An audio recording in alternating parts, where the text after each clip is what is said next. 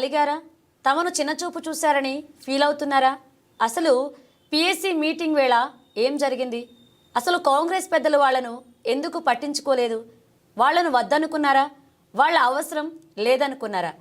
అసలు తెలంగాణ కాంగ్రెస్లో ఏం జరుగుతుంది?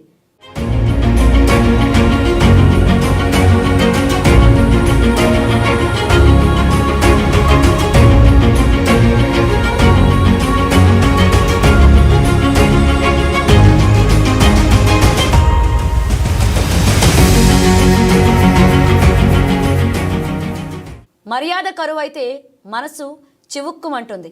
పదవులు కట్టబెట్టినా, పవర్ ఇచ్చినా మర్యాద తక్కువైతే మనసు తట్టుకోలేదు. తెలంగాణ మంత్రులకు ఇప్పుడు అలాంటి కష్టమే వచ్చింది. అదేంటి, అసలే మంత్రులు ఎక్కడికెళ్ళినా మర్యాద టన్నుల కొద్దీ ఉంటుంది. అలాంటి వాళ్ళు ఎందుకు ఫీల్ అయ్యారనే డౌటు పొలిటికల్ సర్కిల్లో బిగ్ డిబేట్ పాయింట్గా మారింది. తెలంగాణలో కాంగ్రెస్ అధికార పగ్గాలు చేపట్టిన తర్వాత తొలిసారి పొలిటికల్ అడ్వైజరీ కమిటీ సమావేశమైంది. ఏఐసిసి నేత కేసీ వేణుగోపాల్ సమక్షంలో పార్టీ రాష్ట్ర ఇన్ఛార్జ్ దీపదాస్ మున్షి ఆధ్వర్యంలో ఆ సమావేశం జరిగింది. అదే ఇప్పుడు తెలంగాణ మంత్రుల అలకకు కారణమైందంట.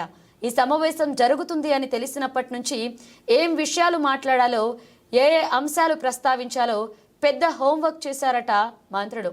కానీ కాంగ్రెస్ పెద్దలు సమావేశానికి పిఎస్సి సభ్యులను మాత్రమే ఆహ్వానించి మంత్రులకు బిగ్ ట్విస్ట్ ఇచ్చారు.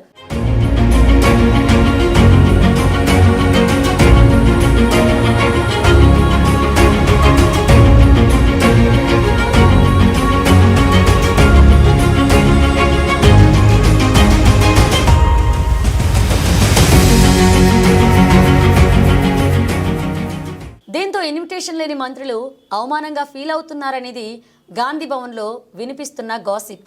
మొదటి నుంచి పిఎస్సి మీటింగ్ అని చెప్పుకొచ్చారు.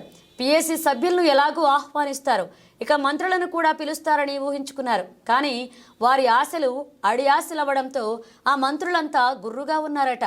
ఇంతకీ పిఎస్సి సమావేశానికి మంత్రులు ఎందుకు అంత ఆసక్తి కనబరిచారనేది బహిరంగ చర్చగా మారింది. ఏఐసిసి సంస్థాగత general secretary KC Venugopal PSC మీటింగ్కు హాజరవుతున్నారని తెలిసి మంత్రులంతా ఇంట్రెస్ట్ చూపించారు. కానీ 4 ఏళ్ల కింద నియమించిన 23 మంది పిఎస్సి సభ్యులకు మాత్రమే ఆహ్వానాలు అందాయని టాక్. దీంతో అసంతృప్తి గురైన సదరు మంత్రులు పార్టీ ముఖ్య నేతలకు ఫోన్లు కొట్టి తమ అసంతృప్తిని తెలియచేస్తున్నారనేది టాక్. 4 ఏళ్ల కింద వేసిన కమిటీని అప్డేట్ చేయలేదు. కనీసం కేసీ వచ్చిన సందర్భంగానైనా గౌరవప్రదంగా పిలుపు లేదని నారాజ్ అయ్యారంట.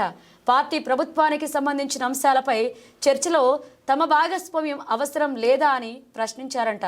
త్వరలో స్థానిక సంస్థల ఎన్నికలకు ప్రభుత్వం సన్నద్ధమవుతున్న నేపథ్యంలో పలు సూచనలు ఇవ్వాలని భావించారట మంత్రులు. కానీ కీలకమైన సమావేశానికి ఆహ్వానించకుండా అవమానించారని రగిలిపోతున్నారనే టాక్.